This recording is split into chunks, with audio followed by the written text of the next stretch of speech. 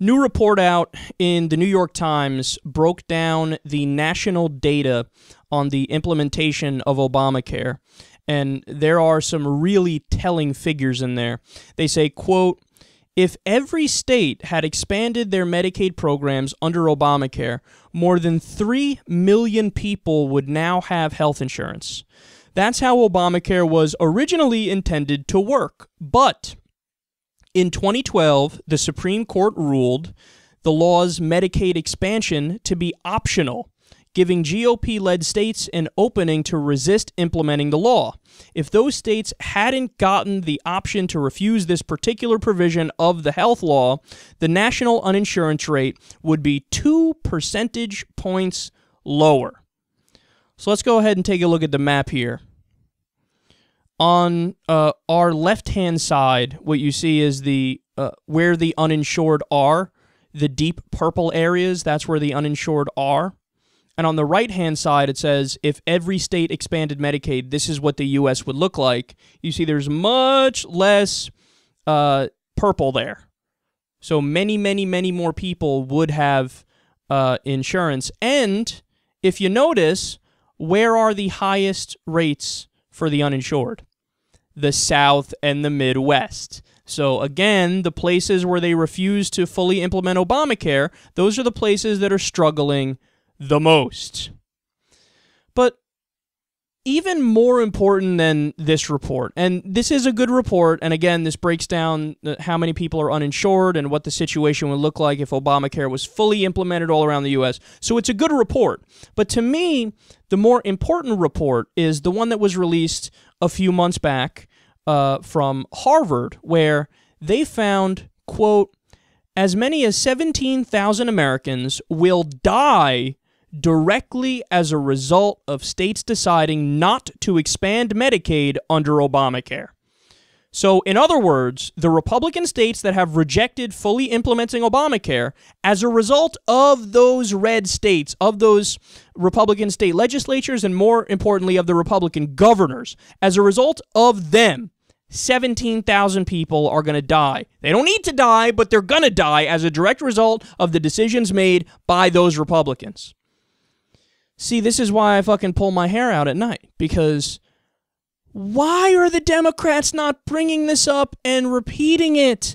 Would you have known that, unless I brought it up right now, would you have known that? That, oh, because of the Republicans, 17,000 people are going to die. Would you have known that? I got to be honest with you, I've covered this story before on the show, but even I forgot the exact number. I had to look it up when I was going to come out here and do the story, when I was researching for it.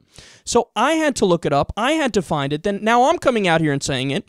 But if the Democrats did a good job campaigning, if the Democrats cared about winning the upcoming election, why would they have not made that a centerpiece of their argument? Why would they not say, vote for us, we're the party that's going to save 17,000 lives? And then people will say, oh, that's gutter politics. It's not gutter politics. It's factual politics. If there's a fact that paints your opponent in a negative light, by all means, bring it up 876 times, because it's going to help you win. No, this is why the Democrats drive me crazy. If you really, I mean, it's impossible to explain in clear enough terms just how bad they fucked up this election. And they're going to probably do poorly in this election, and it's totally their fault. Because it was, only a year ago, or maybe a little over a year ago, that the Republicans had a 9% approval rating for the entire party. Why? Because that was when they shut down the government because they were trying to repeal Obamacare. Ted Cruz did his non-filibuster filibuster, shut down the government because he threw a hissy fit because he wanted Obamacare repealed for like the 50-plus time. And they shut down the government because they didn't get their way. And the American people knew it was the Republicans that shut down the government, so their approval rating dropped tremendously to 9%. During that situation, there were discussions in the media about a permanent Democratic majority. They were saying these Republicans just don't understand how politics works. They're too obstructionist. They're too crazy. The Democrats might have a permanent majority. They might win the House, the Senate, and get the next presidential election as a result of this insane Republican obstruction. But what happened after that? Totally went away. Totally went away. Why did it go away? Because the Democrats didn't bring it up. If I was leading the Democratic Party, every week I would have had people out on the Sunday shows. Every week I would have people doing interviews with the media where they say, oh, reminder, these guys have a 9% approval rating because they just shut down the government and cried like babies when they didn't get their way. They don't understand how this country works. They think that they're fascist dictators who can override the democratic process. Well, you need to tell them at the polls that they can't do that. You need to vote for us, the sane people. Why did you not go out there and talk about that? Why did you not say that 17,000 people are going to die because of Republican governors? Why are you not bringing up these facts?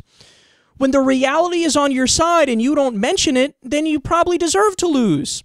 80% of the American people want to raise the minimum wage. Why are you not saying we're the guys that want to raise the minimum wage? They don't. Ask them why they hate 80% of Americans. Why are you not saying that? Why are you not saying 93% of the American people want universal background checks? They fucking filibustered it. They filibustered a watered-down background check bill.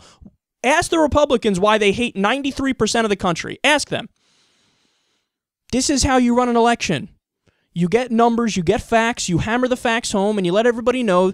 Honestly, you appeal to their rationality. You say, oh, just to let you know, if you vote for them, you're an idiot. If you vote for them, you're a silly person. If you vote for them, you're off your rocker. In fact, if you love America, you vote for us because we love America, we love Americans, and if you vote for us, 17,000 lives are saved. That's a fact. That's not coming from Code Pink. That's not coming from the Democratic Party. That's coming from a Harvard study.